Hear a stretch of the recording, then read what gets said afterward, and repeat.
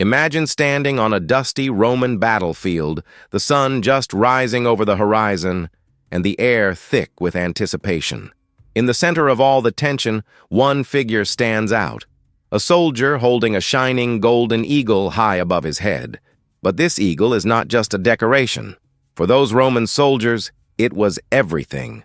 Their pride, their spirit, even their hope of returning home. Losing the eagle meant more than defeat. It meant eternal shame, a wound that would haunt not just the soldier who lost it, but the entire legion. But winning it, carrying it safely through chaos, meant immortal glory, a story to be told for generations. This is not just a tale about a piece of metal. It is the story of the Golden Eagle, the heart of Rome's armies, the symbol that commanded emperors and inspired loyalty for centuries. You might wonder, why did this small statue matter so much? How did it become so important that soldiers would rather die than see it taken by the enemy? And what really happened when a legion lost its eagle? Today, together on Legacy of Empires, we are going to uncover the secrets behind this legendary symbol. The Golden Eagle's origins go back to the days when Rome was transforming from a small city into a mighty empire. Back then, the legions marched under different signs: wolves, bulls, even horses. But it was the eagle, linked to Jupiter, the king of the gods, that soon outshone them all. This bird was chosen not just for its strength and beauty, but because it was believed to be a messenger between the heavens and the earth. Just imagine, every legion had one eagle, and only the bravest soldier, called the Aquila, could carry it. He was sworn to protect it with his life. It was said that the eagle watched over the legion, guiding it through victory and loss, through storms and sunshine. Here's a little-known fact. Roman emperors themselves would sometimes visit the camps just to see the eagle and make sure it was safe. There are even stories about soldiers weeping when their eagle was lost, and emperors organizing daring missions to recover these precious symbols from enemy hands. So, as we begin this journey together, think about this. The Golden Eagle was not just about war or conquest.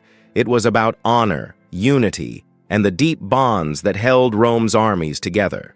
If you love stories like this, stories where history, courage, and mystery come alive, make sure to like this video, share it with your friends, and subscribe to the Legacy of Empires channel. Because together, we are going to keep exploring the wonders and secrets of the ancient world. Picture this. It's the 2nd century before Christ, and Rome is about to make a decision that would echo through eternity. The great consul Gaius Marius stands before the Roman Senate, holding in his hands not just military reforms, but the birth of a legend. You see, Roman legions had always carried various symbols into battle. Some bore the fierce wolf, others the mighty bull, and a few even marched under the proud horse. But Marius had a different vision entirely. He looked up at the sky, perhaps on a clear Roman morning, and saw an eagle soaring above the 7 hills. In that moment, he knew he was witnessing something divine. The eagle wasn't just any bird to the Roman. It was the sacred companion of Jupiter himself, the king of all gods, the ruler of thunder and lightning. When Jupiter needed to send a message to mortals, he sent his eagle. When he wanted to show his power, the eagle carried his thunderbolts across the heavens. Marius understood something profound about human nature and warfare. Soldiers needed more than just weapons and armor. They needed something to believe in, something that connected them to the divine, something worth dying for. And so, in one sweeping reform, he gave every Roman legion a single unified symbol, the Golden Eagle, or as the Romans called it, the Aquila. But here's what makes this story truly fascinating. This wasn't just about choosing a pretty bird for decoration. Marius created an entire sacred ritual around these eagles. Each one was crafted by master artisans, gleaming with gold and silver, standing proudly atop a wooden staff. The eagle's wings were spread wide, as if frozen in eternal flight, ready to lead Rome's sons into the unknown. The man chosen to carry this sacred burden was called the Aquila, literally, the eagle bearer. This wasn't just any ordinary soldier. He was selected from among the bravest, the most loyal, the most skilled warriors in the entire legion. Imagine the weight of that responsibility. Every morning, as he lifted that golden eagle above his head, he wasn't just carrying a piece of metal. He was carrying the soul of Rome itself, the hopes of his brothers in arms, and the watchful gaze of Jupiter. What's truly remarkable is how quickly this symbol took hold of the Roman imagination. By 104 before Christ, just a few decades after Marius's reform, something extraordinary happened. All those other symbols, the wolf, the bull, the horse, they simply faded away. The eagle had conquered them all, not through force, but through the sheer power of belief. Think about that for a moment. In a world without television, without newspapers, without any modern communication, how does a single symbol unite millions of people across 3 continents? The answer lies in something deeply human, our need for meaning, for connection to something greater than ourselves. Every Roman soldier, whether he was marching through the forests of Germania or the deserts of Africa, could look up at that golden eagle and know exactly what it meant. It meant discipline. It meant brotherhood. It meant that Jupiter himself was watching over them. It meant they were part of something eternal, something that would outlast their own brief lives. The eagle-bearer became a figure of almost mythical importance within the legion. When battle lines formed and the enemy charged, where was the first place you looked? At the eagle. When the fighting grew fierce and confusion reigned, what guided you? The eagle. When all seemed lost and retreat beckoned, what kept you fighting? The knowledge that the eagle, and everything it represented, must never fall into enemy hands. This transformation of a simple bird into the living embodiment of Roman power tells us something profound about how symbols shape civilizations. The eagle didn't just represent Rome. In many ways, it became Rome. It carried within its golden form all the ambitions, dreams, and fears of an empire that would rule the known world for centuries to come. Now, let me tell you about something that will change how you think about loyalty forever. To understand the true power of the Roman eagle, we need to travel to one of the darkest days in Roman history, a day when the unthinkable happened. Picture the year 53 before Christ. Marcus Licinius Crassus, one of Rome's wealthiest and most ambitious men, stands at the edge of the known world. He's leading 7 legions, that's about 42,000 Roman soldiers, into the vast deserts of Mesopotamia. His target? The Parthian Empire, Rome's greatest rival in the East. Crassus believed this would be his moment of glory. He had watched Julius Caesar conquer Gaul and Pompey claim victories across the Mediterranean. Now it was his turn to carve his name into history. But as his legions marched deeper into that scorching desert, something was going terribly wrong. The Parthians weren't fighting like other enemies Rome had faced. They didn't line up in neat formations or charge head-on into Roman shields. Instead, they danced around the Roman columns like desert spirits, raining down arrows from horseback, striking and vanishing before the Romans could even respond. At a place called Carrhae, a name that would haunt Roman nightmares for generations, everything fell apart. The desert sun beat down mercilessly as Parthian arrows darkened the sky. Roman soldiers, weighed down by heavy armor designed for European battlefields, began to fall by the thousands. And then came the moment that broke Roman hearts across the empire. One by one, as the legions crumbled under the relentless assault, the unthinkable happened. The golden eagles, those sacred symbols that had never known defeat, began to fall into enemy hands. Imagine being a Roman citizen back in the capital when this news arrived. The eagles weren't just military standards, they were living pieces of Rome's soul. To lose one was considered worse than losing an entire army. But Crassus had lost not just one, but multiple eagles in a single devastating day. Rome didn't just mourn. The entire city went into a state of shock that lasted for decades. Mothers wept not just for their sons who died in that desert, but for the sacred symbols that now rested in Parthian temples, trophies of Rome's greatest humiliation. But here's where the story becomes truly fascinating. The loss of those eagles haunted every Roman emperor who came after. It wasn't just about military pride, it was about the very identity of what it meant to be Roman. Decades passed. The Roman Republic fell, and Augustus emerged as the first emperor. He understood something crucial about leadership and healing national wounds.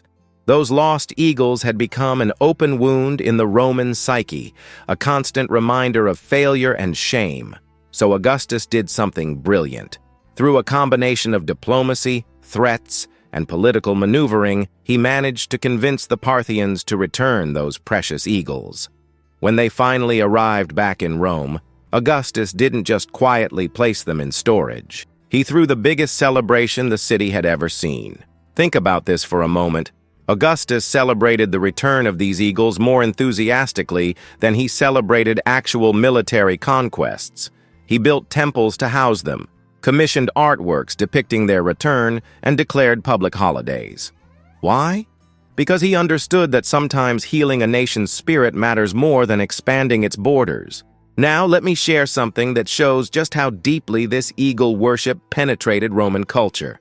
The Emperor Hadrian, known for building that famous wall across Britain, had a fascinating way of testing his soldiers' loyalty. During his military inspections, and Hadrian was famous for personally visiting troops across the empire, he would randomly approach soldiers and ask them a simple question. What would you do if the eagle were captured? There was only one acceptable answer, and every Roman soldier knew it by heart. We would die before allowing that to happen. This wasn't just military bravado. Roman soldiers genuinely believed this. They had grown up hearing stories of Carhae, of the shame that came with losing an eagle, of the glory that came with protecting one. The eagle-bearer, the Aquila, was trained from day one that his life was secondary to the safety of that golden symbol. What's remarkable is how this single traumatic event, the loss of eagles at Carhae, shaped Roman military culture for centuries. It created a level of devotion to a symbol that's almost impossible to understand in our modern world. Roman soldiers would throw themselves into hopeless battles, not for their officers or even for Rome itself, but to ensure that Golden Eagle kept flying above their heads. They would carry wounded eagle-bearers on their backs through enemy territory rather than abandon the sacred standard. This is the power of symbols when they become woven into the very fabric of a people's identity. The eagle wasn't just representing Rome anymore. It had become Rome, carrying within its golden form all the hopes, fears, and dreams of the greatest empire the world had ever known. If you're finding these ancient stories as captivating as I am, I'd love to hear your thoughts in the comments below. What do you think drives people to such devotion to a symbol? And if you're enjoying this journey through Roman history, please hit that like button and subscribe to Legacy of Empires. We've got so many more incredible tales from the ancient world waiting to be discovered together. But here's where our story takes a fascinating turn. The Golden Eagle didn't remain confined to the dusty battlefields and military camps where it was born. Like all truly powerful symbols, it began to soar far beyond its original purpose, spreading its wings across every corner of Roman life. Imagine walking through the bustling streets of ancient Rome at the height of the empire. Everywhere you looked, the eagle was watching. When you pulled out a coin to buy bread at the market, there it was, proudly stamped into the silver, proclaiming the power of Caesar. When you gazed up at the magnificent temples and monuments that dotted the city skyline, eagle sculptures perched on pedestals and crowned archways, their golden eyes seeming to follow your every move. The transformation was remarkable. What had started as a military standard, carried by sweating soldiers through foreign lands, had become the beating heart of Roman identity itself. The eagle wasn't just representing the army anymore. It was representing the very soul of the empire. Think about this for a moment.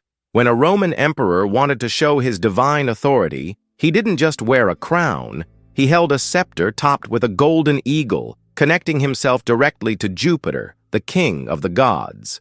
Every time he appeared in public, that eagle was there, silently communicating to everyone present that this man ruled not just by human law, but by divine right. The artists and craftsmen of Rome understood this power intimately. They carved eagles into marble with such skill that the birds seemed ready to take flight. They wove golden eagles into tapestries that adorned palace walls. They created mosaics where tiny pieces of colored stone came together to form eagles so lifelike they appeared to breathe. But then something extraordinary happened that tested the eagle's enduring power. In the early 4th century after Christ, Emperor Constantine made a decision that would shake the Roman world to its foundations. He converted to Christianity. Now, you might think this would spell the end for our pagan eagle, this symbol so closely tied to Jupiter and the old gods.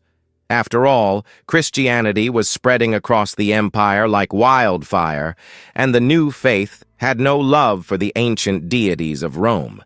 But here's what makes this story so compelling. The eagle survived. More than survived, it thrived. Constantine and the Christian emperors who followed him understood something profound about human nature and political power.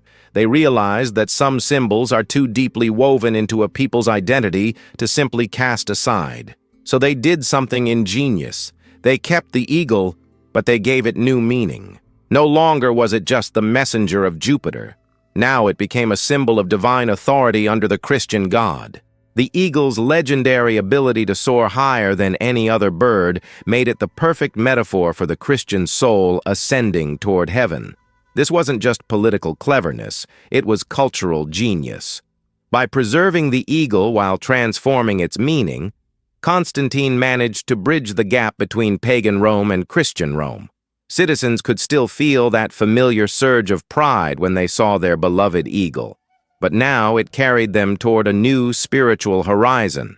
The eagle's journey through time becomes even more remarkable when you consider what happened as the Roman Empire began to fracture.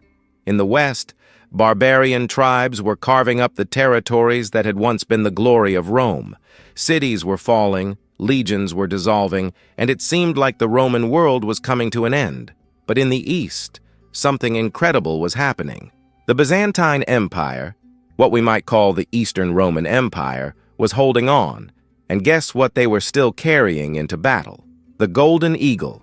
Here's a fact that will absolutely blow your mind. The last recorded sighting of an active Roman legionary eagle comes from the 6th century after Christ, during the reign of Emperor Justinian in Constantinople. That's more than 1,000 years after Gaius Marius first introduced the symbol to Roman legions. Just think about that timeline for a moment.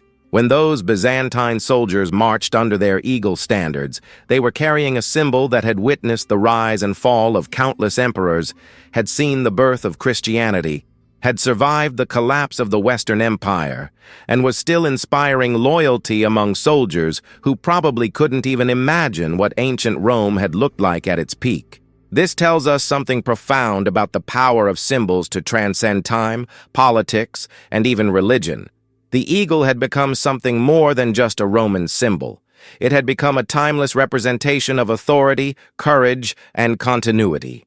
Even as empires crumbled and new powers rose from their ashes, the eagle endured. It had started its journey as a simple military standard in the hands of Roman soldiers, but it had evolved into something far greater, a bridge between the mortal and the divine, between the past and the future, between what was and what could be. This is the true magic of the Roman eagle, not just its ability to inspire soldiers in battle, but its capacity to adapt, survive, and carry the dreams of one civilization into the heart of another. It reminds us that some symbols are so powerful, so deeply meaningful, that they become immortal, soaring through the centuries long after the hands that first carved them have turned to dust.